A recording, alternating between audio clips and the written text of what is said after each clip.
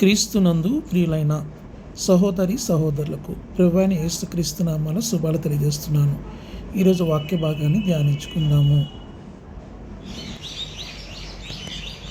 యోహాను సువార్త 9వ అధ్యాయము. ఆయన మార్గమును పోవచుండగా పుట్టిగుడ్డైన ఒక మనుష్యుడు కనబడెను.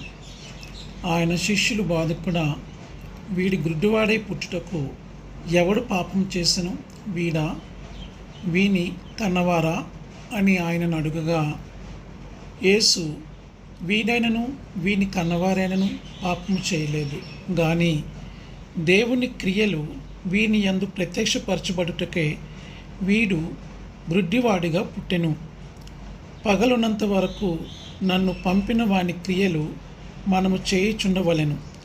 రాత్రి వచ్చుచున్నది, అప్పుడెవడనూ పని చేయలేడు.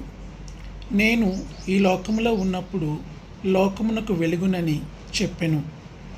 ఆయన ఇట్లు చెప్పి నేల మీద ఉమ్మి వేసి ఉమ్మితో బురద చేసి వాని కన్నుల మీద ఆ బురద పూసి, నీవు సిలోయము కోనేటికి వెళ్ళి అందులో కడుగు కొనమని చెప్పెను. సిలోయమను మాటకు పంపబడిన వాడని అర్థము. వాడు వెళ్ళి కడుగుకొని చూపు గలవాడై వచ్చెను. ఈ పొరుగువారును వాడు భిక్షకుడని అంతకుముందు చూచిన వారును, వీడు కూర్చుండి భిక్షమెత్తుకునివాడు కాడా అనిది. వీడే అని కొందరును, వీడి కాడు, వీని పోలియున్న యొక్కడని మరికొందరును అనిరి. వాడైతే నేనే అనెను. వారు, నీ కన్నులెలాగూ తెరవబడినని వానిని అడుగగా, వాడు, యేసు అనునొక మనుష్యుడు బురద చేసి నా కన్నుల మీద పూసి, నీవు సిలోయమను కోనేటికి వెళ్ళి కడుగు కొనమని నాతో చెప్పెను. నేను వెళ్ళి కడుగుకొని చూపు పొందితినెను. వారు, ఆయన ఎక్కడనని ఆయనను అడుగగా, వాడు, నేనెరుగుననెను. యోహాను సువార్త 9వ అధ్యాయము 1 నుంచి 12 వచనాలను ధ్యానించుకుందాము. వృత్తి గుడ్డివాణిని యేసు స్వస్థపరచుట ఈ వచనాల్లో మనం చూస్తాము. చాలామంది గుడ్డివారిని యేసు స్వస్థపరిచాడు. అయితే పుట్టుక నుండి గుడ్డివాడిగా ఉండిన వాణిని స్వస్థపరచడం మాత్రము ఒక్కసారి జరిగిందని తెలుస్తుంది. యేసు ఎటువంటి రోగంనైనా స్వస్థపరిచాడు. వైద్యులు బాగు చేయలేని దీర్ఘకాల రోగములను కూడా స్వస్థపరిచాడు. యూదులు యేసు శిష్యులు గుడ్డితనము లాంటి రోగము ఏదో ఒక పాపమునకు పడిన శిక్షగా భావించేవారు. ఒక పుట్టి గుడ్డివాడు తను పుట్టక ముందే ఎలాగ పాపం చేయగలడు? కాబట్టి వాని తల్లిదండ్రులు పాపం చేసి ఉంటారని శిష్యులు తలంచారు. పాత నిబంధనలో వ్రాయబడిన ప్రకారము తల్లిదండ్రుల పాపమునకు పిల్లలకు 3-4 తరముల వరకు దేవుడు శిక్షిస్తాడు. నిర్గమకాండము 20వ అధ్యాయము 5వ వచనంలో మనం చూడొచ్చు. అయితే వారి 2 భావాలు తప్పని యేసు తన శిష్యులతో చెప్పాడు. ఈ మనుషుడు గుడ్డివాడిగా పుట్టడానికి కారణము దేవుని క్రియలు వీని యందు ప్రత్యక్షపరచడానికే. చాలాసార్లు మనుషుల పైన శోధనలు, విపత్తులు రావడానికి దేవుడే అనుమతిస్తాడు. ఎందుకంటే తన శక్తి మరియు తన మహిమను మనుషులకు చూపుటకు దేవునికి అవకాశం దొరుకుతుంది.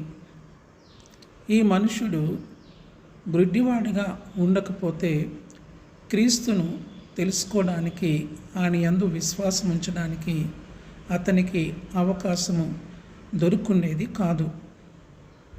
మరొక వ్యక్తికి కష్టం వస్తే ఆ వ్యక్తి తప్పక పాపము చేసుంటాడని మనము తలంచనేకూడదు.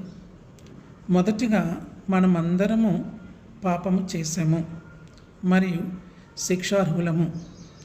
రెండవదిగా ప్రతి మనిషికి ప్రత్యేక కాలంలో కష్టములు ఎందుకు వస్తాయో మనకు తెలియదు.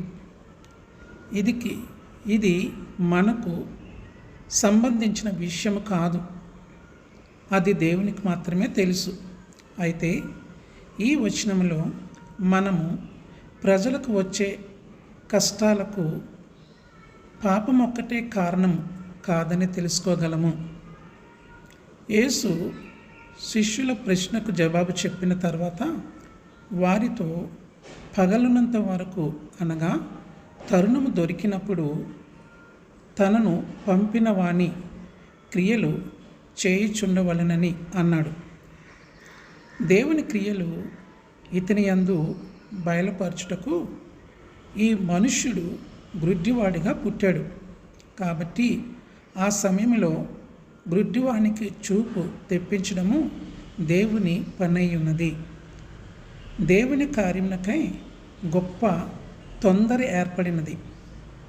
తరుణములు వస్తాయి, తొందరగా వెళ్ళిపోతాయి. ఒక మంచి పని దేవుని కొరకు చేయడానికి తరుణము రేపు కాకుండా ఈరోజే రావచ్చు. ఒక మంచి పని చేయడానికి ఆలస్యం చేస్తే ఒక మంచి పని ఎప్పుడూ చేయనట్లే. రాత్రి వచ్చుచున్నది, అప్పుడెవడునూ పని చేయలేడు. ఇక్కడ రాత్రి అనగా శరీర సంబంధమైన మరణము. శరీర సంబంధమైన మరణము ప్రతి మనిషికి వస్తుంది. అప్పుడు మనము ఏ పని కూడా చేయలేము. మనము జీవించినప్పుడు, పగలుగా ఉన్నప్పుడు మనము చేసిన క్రియలను బట్టి మనము తీర్పు తీర్చబడతాము. కాబట్టి దేవుడు మనకిచ్చిన పని చేయడము ఎప్పటికీ మానవద్దు. ప్రజలను స్వస్థపరచడానికి యేసు వేరు వేరు పద్ధతులను ఉపయోగించాడు. సాధారణంగా ఆయన ఒక మాట మాత్రమే మాట్లాడగా ప్రజలు స్వస్థత పొందారు. సిలోయము కోనేరు అనగా మాటకు పంపబడిన అని అర్థము. అనుగుణ్యముగా ఉన్నది. ఎందుకంటే యేసే దేవుని యొద్ద నుండి పంపబడినవాడు. గుడ్డివాని స్వస్థత అతని పొరుగు వారితో మరింత చర్చను, ఆశ్చర్యాన్ని రేకెత్తించింది. నీవు ఎలా స్వస్థత పొందావు అని వారు అతన్ని అడిగినప్పుడు యేసు అను ఒక మనుష్యుడు బురద చేసి నా కన్నుల మీద పూసాను అన్నాడు. గుడ్డివాడు మనసులో యేసు ఒక మనుష్యుడు మాత్రమే, బహుశా చాలా నేర్పుగల ఒక వైద్యుడు. ఆయన ఎక్కడ నివసించుచున్నాడో అతనికి తెలియదు. ఆమెన్. ప్రార్థన చేసుకుందాము. ఏకీభవించండి. సకల ఆశీర్వాదములకు కారణభూతుడైన పరలోకపు తండ్రి, మీ బంగారు పాదములకు శిరస్సు వంచి నమస్కారం చేయుచున్నాము. తండ్రి, గడిచిన కాలం ప్రభా మీరు నాయన మమ్మల్ని నీ కృపలో కాచి కాపాడారు. మీకు స్తోత్రాలు చెల్లించుకొంచున్నాను. మరుదినం అనుగ్రహించారు, మీకు స్తోత్రాలు చెల్లించుకొంచున్నాం తండ్రి. ఈ దినం ప్రభా మీతో ప్రారంభిస్తూ ఉండగా తండ్రి, మీరిచ్చిన వాక్య భాగం ప్రభా యోహాను సువార్త 9వ అధ్యాయము 1-12 వచనాల్లో ప్రభా నాయన పుట్టుకతో గుడ్డివాడిని ప్రభా తండ్రి నాయన మీరు బాగు చేస్తున్నారు, స్వస్థపరిచున్నారు. మీకు స్తోత్రాలయ్యా. మేము కూడా ప్రభా మా కన్నులుండిను ప్రభా నాయన మిమ్మల్ని చూడలేకపోతున్నామేమో, మీ వాక్యాన్ని ప్రభా సరైన విధంగా ప్రభా ధ్యానించలేకపోతున్నామేమో. మా గుడ్డితనాన్ని మా నుంచి తోడుపరిచి సంపూర్ణ స్వస్థత దయచేయండి. నీ వాక్యమును ప్రభా ధ్యానించుటకు, నీ వాక్యపు వెలుగులో నడుచుటకు మమ్మల్ని ప్రభా మీకు సమర్పించుకొంచున్నాము తండ్రి. మమ్మల్ని అభిషేకించి బలపరచండి ప్రభా. మా స్థితిగతులను మార్చండి ప్రభా. మాలో ఉన్నటువంటి ప్రభా తండ్రి ఏదైనా మాలిన్యము ఏలుతున్న ఎడల ప్రభా నీ వాక్యం ద్వారా సరిచేసి ప్రభా నాయన మమ్మల్ని ఈ లోకంలో ప్రభా తండ్రి మీకు సాక్షులుగా జీవించుటకు తండ్రి మమ్మల్ని ప్రభా తండ్రి నాయన నీ వాక్యపు నాయన వెలుగులో నడిపించి ప్రభా తండ్రి అన్ని విధాల్లో ప్రభా తండ్రి వృద్ధులకు తీసుకుని రమ్మని ప్రార్థన చేస్తున్నాము తండ్రి. నీ చిత్తమైతే ప్రభా మాలో ఉన్నటువంటి ప్రభా అస్వస్థను మానుచి దూరపరచండి తండ్రి. సంతానాన్ని దీవించి ఆస్వాదించి వర్ధిల్లింపచేయండి. మా కుడి చేయి ఆడించండి ప్రభా తండ్రి. తండ్రి నాయన మేమందరం కూడా ప్రభా తండ్రి మీకు సాక్షులుగా జీవించాలి. ఎంతోమందికి ప్రభా తండ్రి మీ సువార్త ప్రకటించాలి. ప్రభా తండ్రి నా దేవా, మాలో ఉన్నటువంటి శక్తి బలం మాకు సరిపోదు ప్రభా. మీ బలంతో మీ శక్తితో మమ్మల్ని అభిషేకించి నా దేవా తండ్రి నాయన ఎంతోమందికి ప్రభా ఈ నాయన ఈ గొప్ప దేవుడిని యేసుక్రీస్తు వారిని ప్రభా నాయన మేము నాయన పరిచయం చేయుటకు తండ్రి, సువార్త ప్రకటించుటకు తండ్రి మమ్మల్ని ఆయత్తపరచమని తండ్రి నాన్న ఈ దినపు దీవెనలతో సాగనంపమని, తద్వారా వచ్చే మహిమ ఘనత ప్రభావం మీద ఆరోపిస్తూ యేసయ్య పరిశుద్ధ నామంలో ఈ మనవులడికి వేడుకొంచున్నాను పరలోకపు తండ్రి, ఆమెన్.